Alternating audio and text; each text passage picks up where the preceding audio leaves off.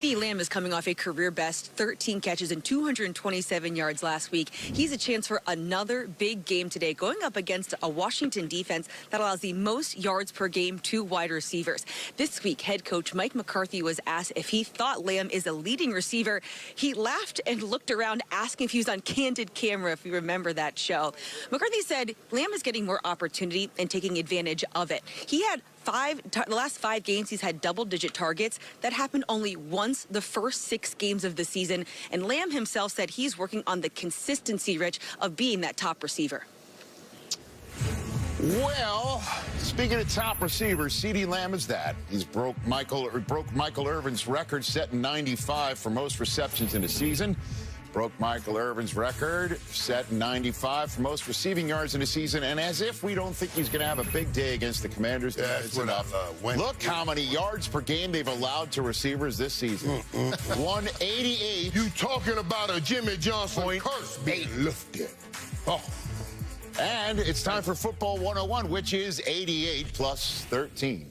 Thanks a lot, Rich. You can't make that stuff up. Can't the numbers, the 88s, it's everywhere. And, you know, I heard you talking last week about how this guy is the most versatile 88 that they've had in a Cowboys uniform. Now, you don't normally give that kind of love to anybody outside of yourself. Outside of yourself. But the stats say that that's exactly right. The only receiver in the league with over 600 yards on the outside, like we're going to see right here, and he's got the ability to run routes. I love this at the top. Watch how he stays flat at the top. Knowing he's got a DB outside of him, he can't turn and stay high, flattens it off, makes it an easy route for his quarterback. But also 600 yards from in the slot. Here we've got him in the number 3 spot, all the way to the inside. Hey, he becomes my primary guy at that number 3 spot. All right, well, now we're going to put him in the number 2 spot, run a very similar route, and Dak knows right where he's at. Oh, now he's going to become my primary in the number 2 spot. And, oh, yeah, we can put him out there at the number 1 spot as well.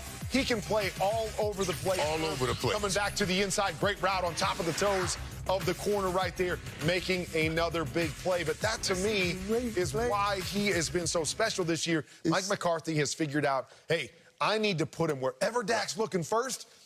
I can put CeeDee Lamb in that spot and make sure that he's that number 1 guy. I love the way you explain that, wherever Dak's looking first, just like they do in Miami with Tyreek and Tyreek and Tua. Wherever Tyreek's looking first, that's going to be Tua looking first with Tyreek. This guy right here, though, this has been insane. Now, when I watch him coming out of college, no joke, you know, because we were watching him. I was looking, one thing I looked at, I said, man, this dude, he did the same thing. He had 600 yards inside in college, 700 yards outside in college. And I was like, wow. I said it then, this could be the most gifted one we've had, because we've never had an 88 that can play the slot like this. It's so gifted and talented. This dude, patience, he's incredible, man. He didn't break any records. We're just carrying on the legacy of the 88. That's what I say. I didn't lose a record. We extended it.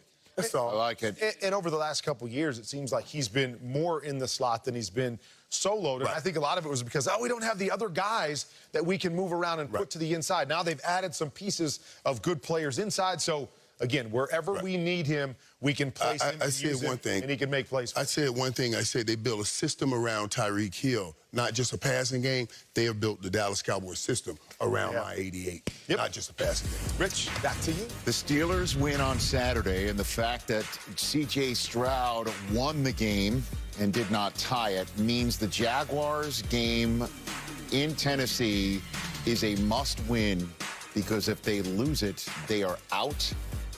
And the Texans win the South, and the Bills and Steelers make the playoffs. That's what's at stake, James Palmer. Exactly right, Rich. And about 20 minutes ago, quarterback Trevor Lawrence arrived with the Jaguars here at Nissan Stadium. Next step, he's going to go on this field behind me and go through a pregame throwing session. What the Jaguars are looking for there.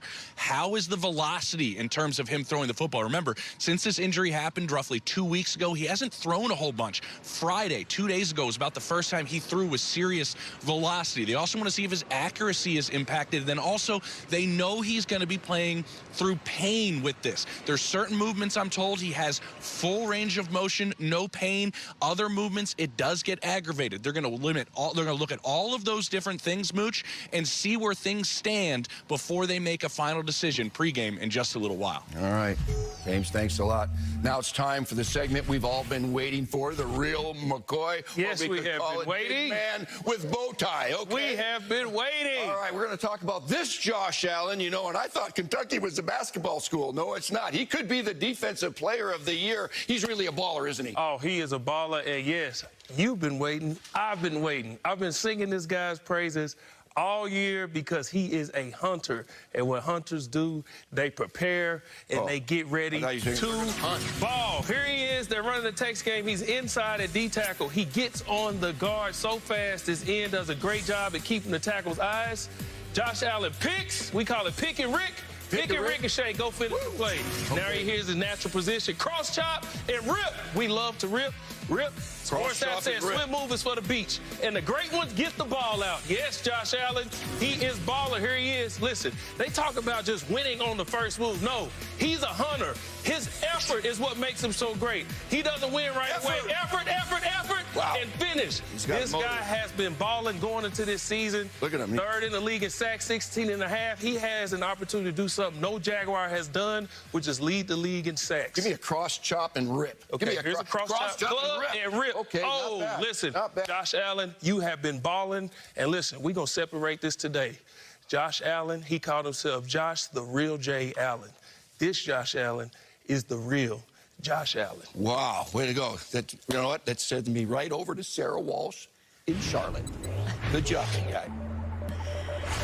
Thanks, Mooch. 3 teams begin today with a chance to win the NFC South, but only the Buccaneers control their path to the postseason. And despite playing a Panthers team with just 2 wins, the Bucs know this is no slam dunk today, because if you go back to Week 13, the Panthers were a field goal away from tying up the game against the Buccaneers late until Antoine Winfield Jr. had a game-saving interception of Bryce Young. Winfield has been doing that all season long, leads all safeties in sacks, forced fumbles, fumble recoveries, and yet didn't make the Pro Bowl. Mike Evans called it the biggest snub he has ever seen since he has been in the league. Now, Evans is the Buccaneers' lone Pro Bowler. Last time he played the Panthers in Week 13, all he did is have 162 receiving yards and a touchdown.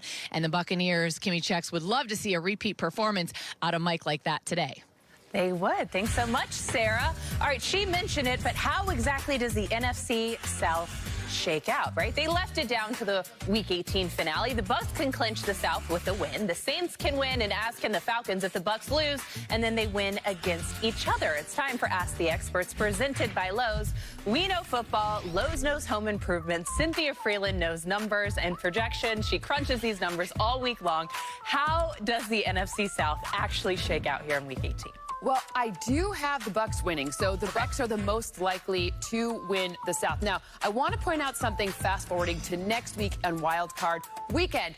What happens to whomever plays the Buccaneers? So I did some math. You called me a dweeb, and that's kind of what I am. So the coolest dweeb I know. Coolest dweeb that you know.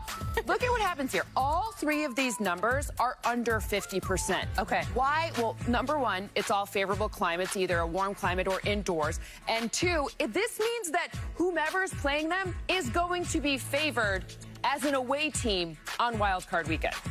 How crazy is this that we go down all the way to